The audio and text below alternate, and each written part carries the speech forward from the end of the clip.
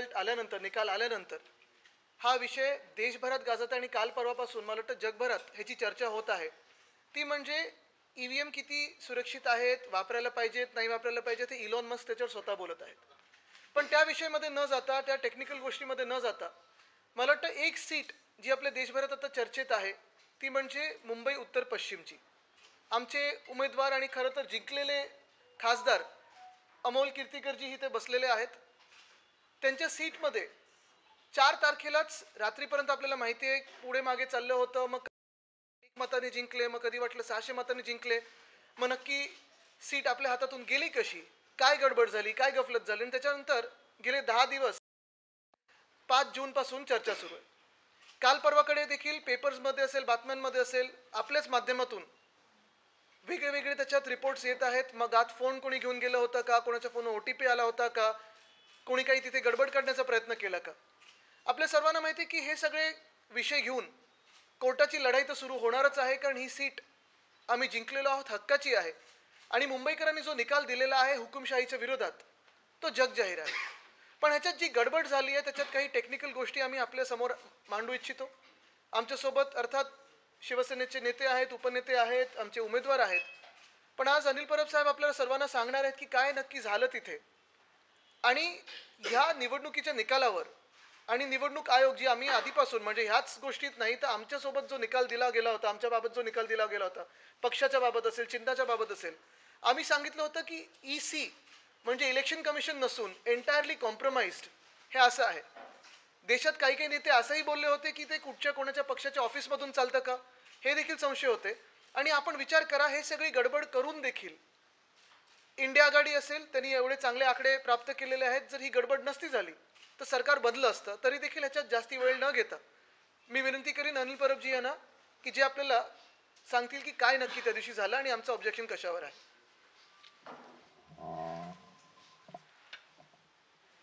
नमस्कार.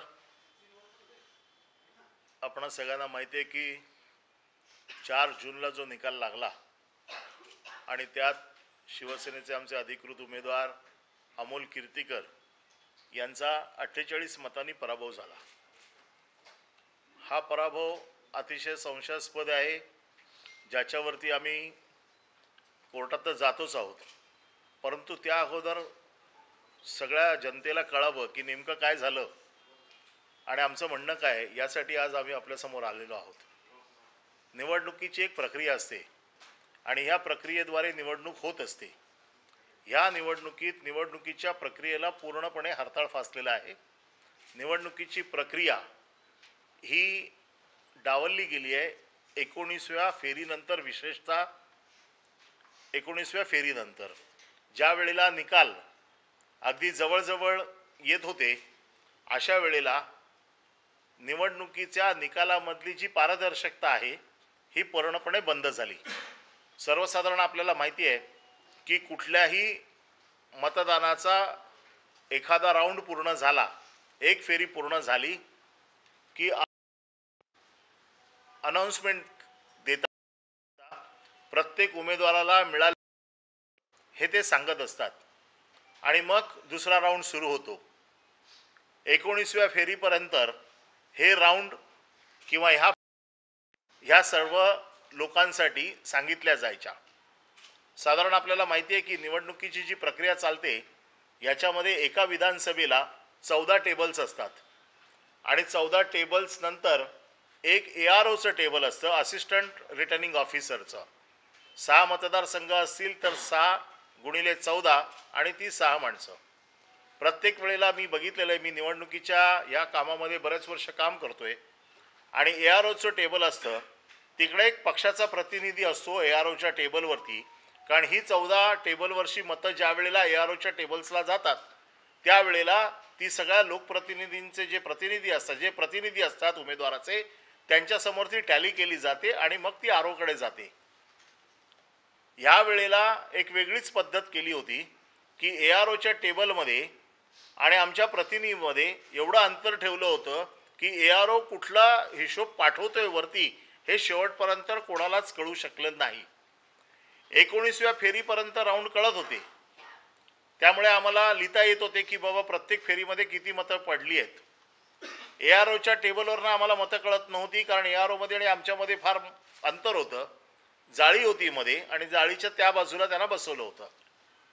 तिसरा विषय असा आहे की जो सगळ्यात महत्त्वाचा आहे की आपल्याला माहिती आहे की मतदान ज्या दिवशी होतं त्या दिवशी मतदान संपल्यावरती 17C असा एक फॉर्म असतो, ज्या फॉर्ममध्ये हे लिहिलेलं असतं की ही जी मतपेटी आहे ह्या मतपेटीमध्ये किती मतदान झालेलं आहे, आणि मग त्याच्यावरती सगळ्या मतदान प्रतिनिधींची सही घेतली जाते आणि मग तो जो केंद्राध्यक्ष असतो तो सही करून आम्हाला फॉर्म देतो.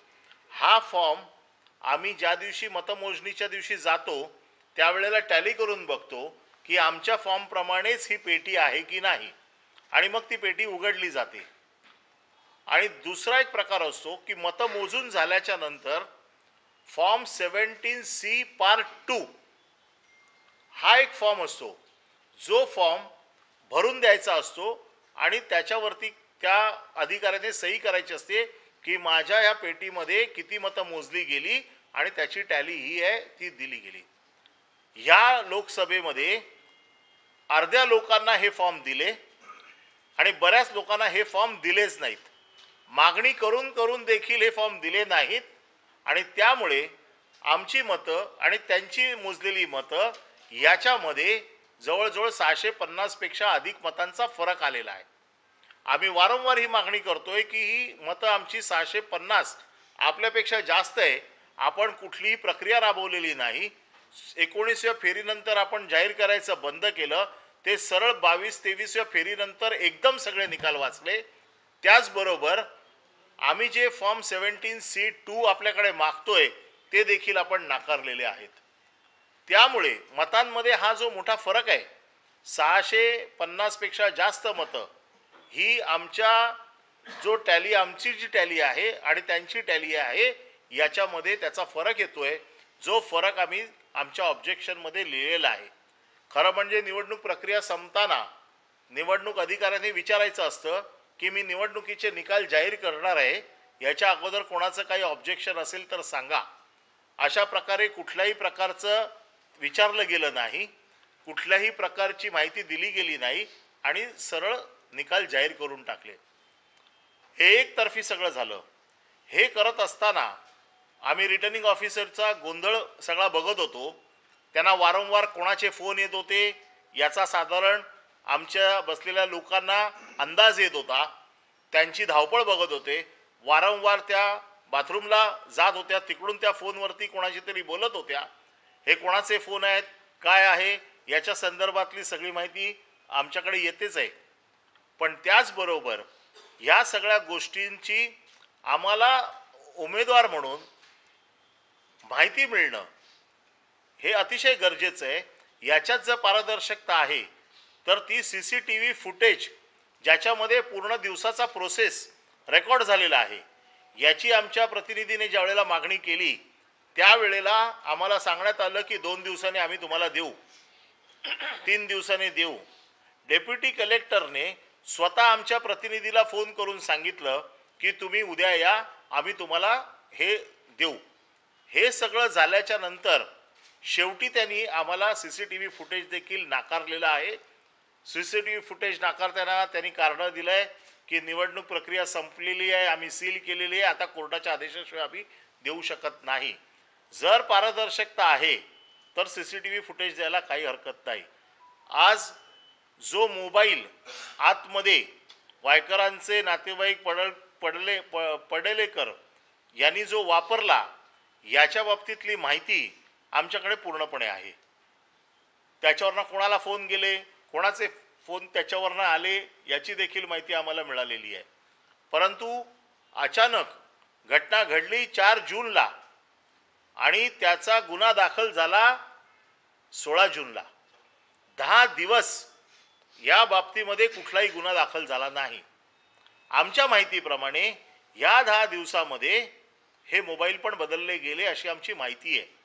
ती योग्य वेळी आम्ही जाहीर करू. परंतु त्यांनी काल जो खुलासा केलेला आहे पत्रकार परिषद घेऊन, या पत्रकार परिषदेत त्यांनी असं म्हटलेलं आहे की आम्ही AROला प्राधिकृत केलं होतं की एक मोबाईल वापरायला त्या गुरव नावाच्या माणसाचा मोबाईल होता. कोणाला प्राधिकृत केलं आम्हाला माहीत नाही. आम्ही पण असिस्टंट AROना विचारलं, त्यांच्याकडे कुठल्याही प्रकारचं याचं उत्तर नाही आहे, कुठल्याही प्रकारची अधिकृत पत्र नाही आहेत. आणि जर तो नियम असेल तर हा नियम हा देशातल्या सगळ्या मतदारसंघामध्ये नियम सारखा असायला पाहिजे. इकडेच फक्त नियम असून चालत नाही. मोबाईल वापरायचा असेल तरी तो कोणी वापरायचा याचा नियम आहे. मग हा गुरव कोण आहे? आणि सगळ्यात महत्त्वाचं की त्यांनी काल असं सांगितलं की आम्हाला एनकोरला डाटा अपडेट करण्यासाठी आम्हाला OTP येतो, या OTPवरनं आम्ही तो डाटा अपडेट करतो. हा फोन ज्या वेळेला सुरेंद्र अरोरा आणखीन शहा यांनी ज्या वेळेला ऑब्जेक्शन घेतलं त्याच्यानंतर तो फोन बाहेर काढून पाठवला, त्या फोन पाठवून दिला.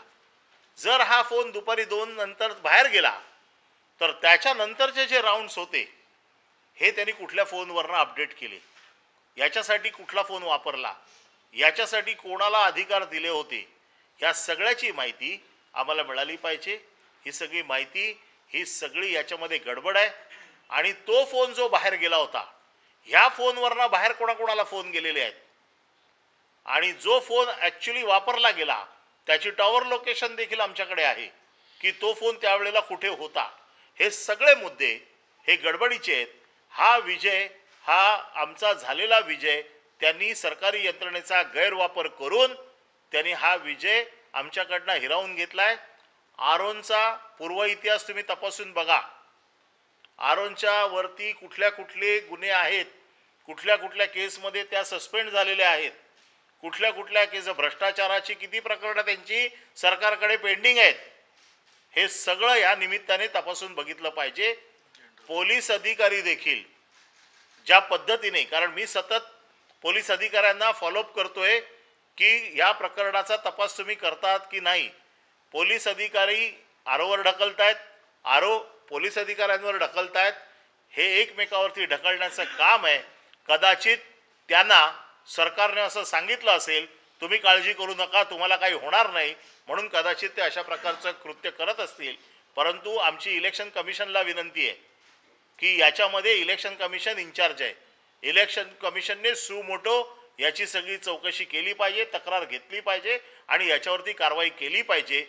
या सगळ्या प्रकरणाचा आम्ही कोर्टाकडे न्याय मागतोय की आमची मतं जी आमच्याकडे आमचा हिशोब आहे तो तपासून घ्यावा आणि त्या हिशोबाप्रमाणे आम्हाला न्याय मिळावा आणि अमोल कीर्तीकरांना विजयी जाहीर करावं.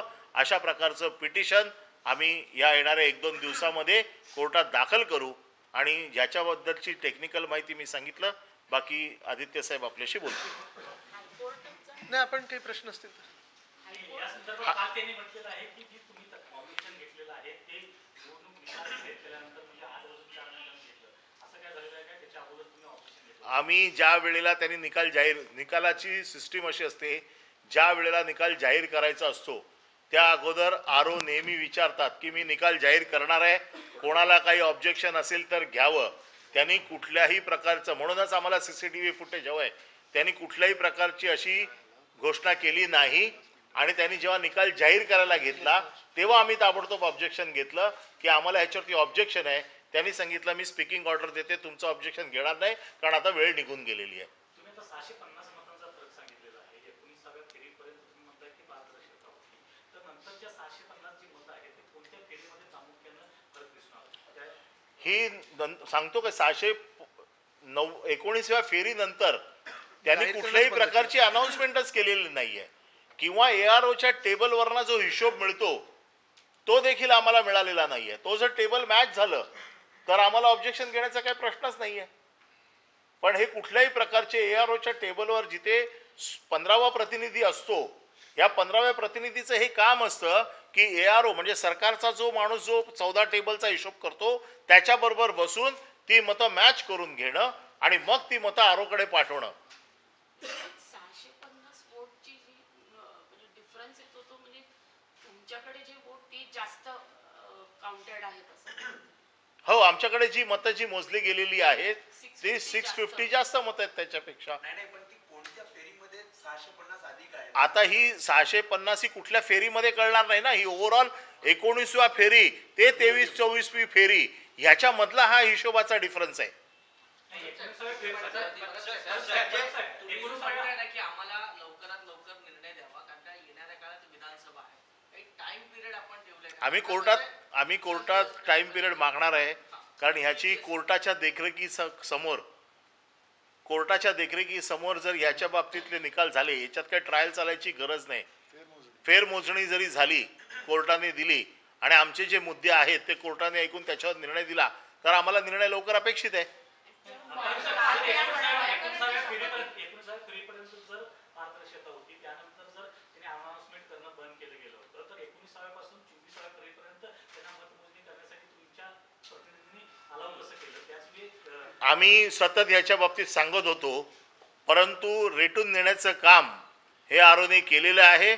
ज्या वेळेला आमचे प्रतिनिधी तिकडे ऑब्जेक्शन घेत होते त्यावेळेला ते सांगत होते की आता आमचं अजून टॅली झालेली नाही आहे, आता आमच्याकडे टॅली येते, आम्ही पुढच्या राऊंडला करू आणि प्रत्येक वेळेला हे पुढे जेव्हा सरकारी यंत्रणा त्यांच्या बरोबर आहे, मग हेच तर ऑब्जेक्शन आम्ही लिहून दिलंय त्यांना, आम्ही लेखी ऑब्जेक्शन दिलंय ना त्यांना. सीसीटीव्हीची मागणी तुम्ही प्रामुख्याने त्या ठिकाणी केली, पण ती मिळत नाहीये. दबावात आहे असं वाटतं तुम्हाला? 100% दबावात आहे. सरकारी यंत्रणेचा गैरवापर पूर्णपणे केला जातोय. अन्यथा CCTV फुटेज द्यायला काहीच हरकत नाही. माझ्या निवडणुकीच्या नियमामध्ये असं आहे की मी जर दररोजच्या कार्यक्रमाचे जरी पैसे भरले तर मला दररोजच्या प्रचाराच्या CCTVचं फुटेज किंवा त्या कॅमेराचं जे शूटिंग होतं त्याचा देण्याचा आणि मला घेण्याचा अधिकार आहे कायदेशीर. त्यामुळे तो अधिकार आमचा कायदेशीर आहे. कुणाचा दबाव आहे का? इलेक्शन पिटिशन फाईल केलेलं आहे का? आणि कुठल्या ग्राउंडवरती मिसकॉन्डक्ट आहे, ईव्हीएम हॅकिंगचा ग्राउंड आहे? आम्ही पीपल रिप्रेझेंटेशन ॲक्ट 51च्या अंडर हे इलेक्शन पिटिशन दाखल करत आहोत. त्याच्यामध्ये सरकारी यंत्रणेचा दुरुपयोग, करप्ट प्रॅक्टिसेस या सगळ्याचा जेवढे नियमामध्ये बसतंय ह्या सगळ्याचा उपयोग करून आम्ही हे पिटिशन दाखल करतोय. पहिल्यांदा असं कळलं होतं की कीर्तीकरांना विजयी घोषित करण्यात आलं सुरुवातीला, म्हणजे जे पत्रकार तिथे होते त्यांच्याकडनं जी माहिती मिळत होती त्यानुसार. नंतर वायकरांनी आक्षेप घेतला, पुन्हा रिकाउंटिंग झालं आणि त्यानंतर त्यांना विजयी घोषित करण्यात आलं. असा काही प्रकार घडलेला आहे का? नाही, यामध्ये 19व्या फेरीनंतरच गडबड सुरू झालेली आहे. EVMचा निकाल लागला, शेवटी त्याच्यामध्ये एक मताने अमोल कीर्तीकरांना विजयी केलं आणि पोस्टल बॅलेट्स हे सुरुवातीला मोजले जातात आणि सुरुवातीलाच अनाऊन्स केले जातात. याची अनाऊन्समेंट सुरुवातीला केली नाही, याची अनाऊन्समेंट शेवटच्या 26व्या राऊंडला केली, जी सुरुवातीच्याच राऊंडला करायला पाहिजे होती. मोजल्या ताबडतोब पोस्टल बॅलेट मोजायला पाहिजे होतं. मुळात एकच आहे. नाही, आता एकच महत्त्वाचा विषय आहे की आता आपल्याला जे अनिल परब साहेबांनी सांगितलं, साधारणपणे ज्या गोष्टी आपल्या समोर आणल्या, पूर्ण जी क्रोनॉलॉजी होती, काय काय होतं हे सांगितल्यानंतर आपल्या लक्षात सगळ्यांचं आलं असेल की इथे प्रोसेस जी होती कुठे ना कुठेतरी फ्रॉड झालेला आहे, जो आम्ही सगळ्यांच्या लक्षात आणून देऊ इच्छितो. आता ज्या बारकाईच्या गोष्टी आहेत सगळे काही आज आम्ही ओपन करू शकत नाही, कारण ते कोर्टासमोर पण येतील, इलेक्शन कमिशन समोर येतील, त्याच्यात आपल्याला कळतील. पण हे सगळं होत असताना आपल्यासमोर हेच आणायचं आहे की ही जी निवडणूक झाली आणि खास करून ह्या सीटची झाली, ही फ्री अँड फेअर होती का? मतमोजणीची जी प्रक्रिया होती ती फ्री अँड फेअर होती का? जी आपल्याला अपेक्षित आहे की देशात पारदर्शकपणे निवडणुका झाल्या पाहिजेत, मतमोजणी आहे पारदर्शकपणे झाली पाहिजे, लोकशाहीचा सण आपण याला मोजतो, हा सण तसा साजरा गेला का? आणि जे लोक जबाबदार असतात, जिम्मेदारी ज्यांच्यावर असते की ही प्रक्रिया पूर्णपणे पार पडल्यानंतर जे काही ऑब्जेक्शन सजेशन असतात ते ऐकून घेतल्यानंतर सगळ्यांना संतुष्ट करणं की ही निवडणूक फ्री अँड फेअर होती, प्रोसेस चांगली होती, नीट होती, हे त्यांच्याकडून झालंय का? ते न होता काल परवाकडे आपण बघतोय प्रेस नोट आता यायला सुरू झालेले आहेत, त्याच्यात पण काही गफलती आहेत, त्या देखील आम्ही तुमच्यासमोर उघड करणार आहोत. आजची ही प्रेस कॉन्फरन्स ही पहिली प्रेस कॉन्फरन्स होती, कारण इथपासून ही लढाई सुरू होत आहे. आज जी जगभरात आणि देशभरात चर्चा सुरू आहे, मला वाटतं आमच्यासारखे अनेक अशा वेगळ्या सीट्स असतील देशभरात जिथे ही चर्चा होऊ शकते. पण हा जो भाजपाने विजय क्लेम केलेला आहे तो देखील 303 वरनं 240 वर आलेला आहे. काल पण मी सांगितलं की ही यंत्रणा जर त्यांच्या हातात नसते आणि खरोखर फ्री अँड फेअर इलेक्शन झाले असते तर 240 काय 40 देखील जागा भाजपाच्या या देशात आल्या नसत्या. आज आपण पाहतोय वातावरण सगळीकडे हेच आहे, रोष आहे लोकांचा, आणि आज पण आपण पाहतोय की हे सगळं सोडून परत विषय भलतीकडे नेला जातोय भाजपाकडून. मग हे ते ह्यामुळे मतं मिळेल, त्यामुळे मतं मिळाली, मी एवढंच सांगेन की भाजपला ज्या काही सीट मिळालेल्या आहेत, मतं मिळालेली आहेत, ती ह्या यंत्रणेचा गैरवापर करून मिळालेल्या आहेत. आज या प्रेस कॉन्फरन्समधून निवडणूक आयोगाने योग्य ती जी काही सूचना आहे ती घ्यावी, पुढची कारवाई करावी. अन्यथा आम्ही सगळे आहोतच आणि आम्ही जी काही लिगल कारवाई आहे त्याच्यावर पूर्णपणे पाठपुरावा करून हा विजय जिंकणार, म्हणजे हा विजय आम्ही हातात घेणार म्हणजे घेणार हे आपल्याला सांगतो.